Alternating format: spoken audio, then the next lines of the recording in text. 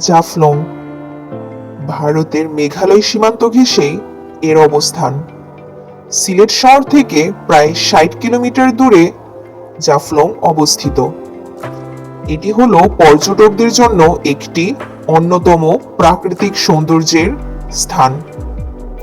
এই জায়গাটি বাংলাদেশে জাফলং নামে পরিচিত, আর ইন্ডিয়ার বর্ডারের ওপাশে এই জায়গাটি ডাউকি নামে পরিচিত। হ্যালো এভরিওয়ান, আজকের ভিডিওতে থাকবে একই সাথে জাফলং, লালাখাল, তার সাথে থাকবে তামাবিল রোড আর সিলেটের সুন্দর একটি চা বাগান। শুধু এখানেই না, তার সাথে আমরা দেখাবো মিনি সুইজারল্যান্ড। চলুন তাহলে যাওয়া যাক।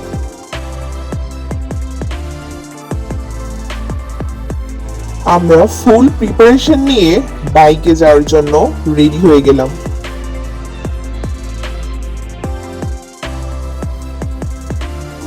সিলেট থেকে আমরা সকাল সকাল রওনা করি, কারণ আপনারা যত সকালে রওনা করবেন আপনারা সারাদিনে অনেকগুলো স্পট ইজিলি সময় নিয়ে ঘুরে দেখতে পারবেন।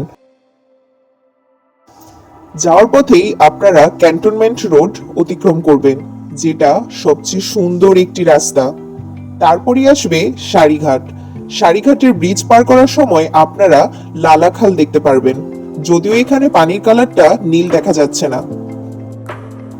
লালাখাল হলো সিলেটের অন্যতম একটি পর্যটন স্থান। আপনারা আসলে অবশ্যই এখানে যাবেন, কারণ এই লালাখালের নীল পানি পর্যটকদের দৃষ্টি আকর্ষণ করে। সারিঘাট ব্রিজ পার হয়েই একটু সামনে একটা রাস্তা ঢুকে, যে রাস্তা দিয়ে আমরা লালাখালের পথে এগিয়ে যাই।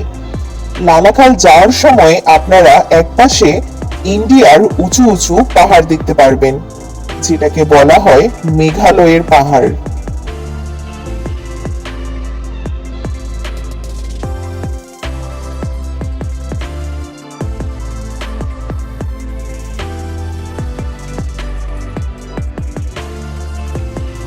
এত সুন্দর ছিল পাহাড়গুলো, মনে হচ্ছিল আমরা দূর থেকে ছোট ছোট ঝর্ণা দেখতে পাচ্ছিলাম।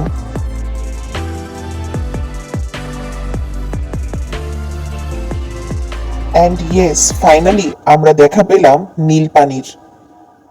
অনেক সুন্দর একটি জায়গা। এখান থেকে আপনারা নৌকা ভাড়া করে ঘুরতে পারবেন। সেক্ষেত্রে আপনাদের 1000 টাকা করে ভাড়া দিতে হবে।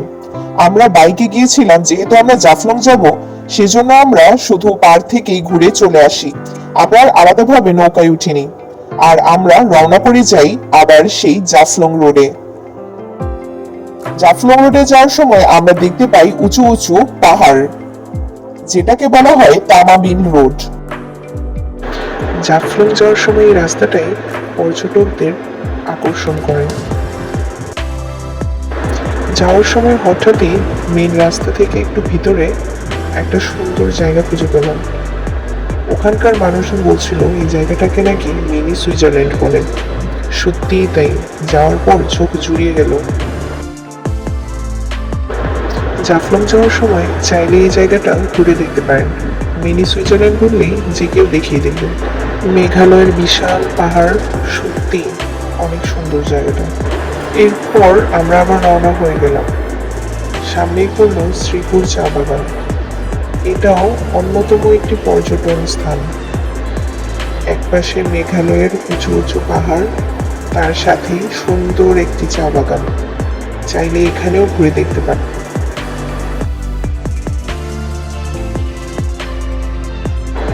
জাফলং যাওয়ার সময় একটি রিসোর্ট চোখে পড়ল, নাম হলো জয়ন্তা হিল রিসোর্ট।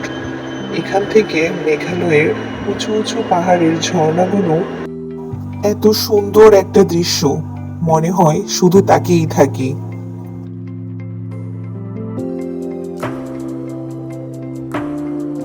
রিসোর্টটি একটু ঘুরে দেখেই আমরা এখান থেকে রওনা করি।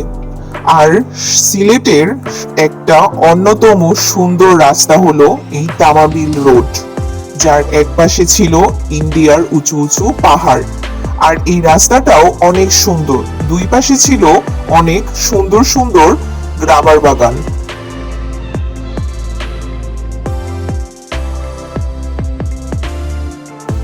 তামাবিল রোডে কিছুটা সামনে গিয়েই চোখে পড়ল স্থলবন্দর, যেখানে বাংলাদেশ থেকে ইন্ডিয়াতে প্রবেশ করা যায়। আপনারা যদি ইন্ডিয়াতে যেতে চান তাহলে আপনারা পাসপোর্ট আর ভিসা হলেই এদিক দিয়ে ডাউকি হয়ে আপনারা ইন্ডিয়াতে প্রবেশ করতে পারেন। আমরা কিছুক্ষণ ভিতরে সম্পূর্ণ এরিয়াটুকু ঘুরে দেখলাম। অনেক বড় বড় ট্রাক, মালবাহী গাড়ি ভিতরে প্রবেশ করছিল।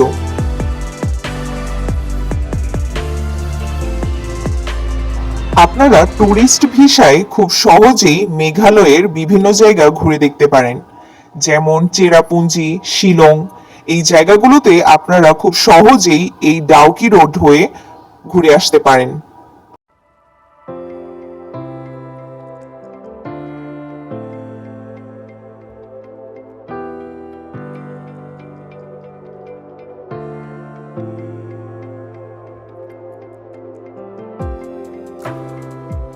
এখান থেকে বের হয়ে কিছু পথ যাওয়ার পরেই আমরা পেয়ে যাই জাফলং জিরো পয়েন্ট।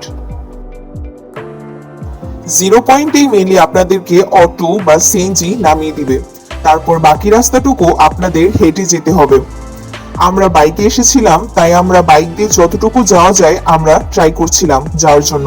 এরপর আমরা বাইকটা একটা পার্কিং এ রেখে যাই, রেখে তারপরে আমরা নিচের দিকে নামি। এখানে আপনারা অনেক ছোট ছোট দোকান পেয়ে যাবেন, যেখানে ইন্ডিয়ার অনেক প্রোডাক্ট বা সামগ্রী বিক্রি করা হয়। আপনারা চাইলে এখান থেকে অনেক কিছু কিনতে পারেন। এই হলো ইন্ডিয়ার ব্রিজ, মানে ডাউকি ব্রিজ।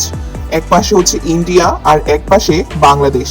ওই পাশে আপনারা যেটা দেখছেন হচ্ছে ডাউকি, যেখানে ইন্ডিয়ার পর্যটক আসছে, আর এরিয়ার এই পাশে হচ্ছে বাংলাদেশের পর্যটক। এবার বলি জাফলং এ বাসে যাওয়া আসার ভাড়া কেমন। জাফলং এ বাসে যাওয়ার জন্য সুবানীঘাট পয়েন্ট থেকে দুই ধরনের বাস পাওয়া যায়। একটা হচ্ছে লোকাল আর একটা হচ্ছে গেটলক।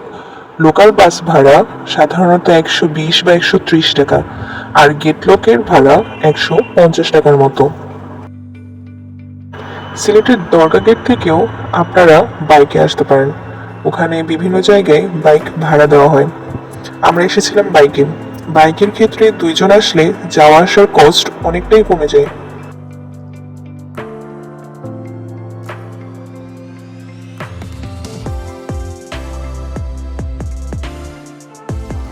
আমরা মোটামুটি বিকালের মধ্যেই পুরো এরিয়াটুকু ঘুরে দেখে ফেলি।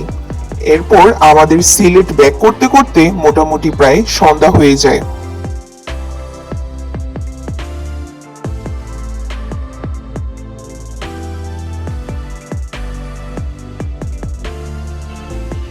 খুব সহজেই আপনারা সিলেট থেকে ডে ট্যুর দিতে পারেন জাফলংয়ে। সিলেটে ঘোরাঘুরির আরো আপডেট জানতে এই চ্যানেলে চোখ রাখুন। টাটা।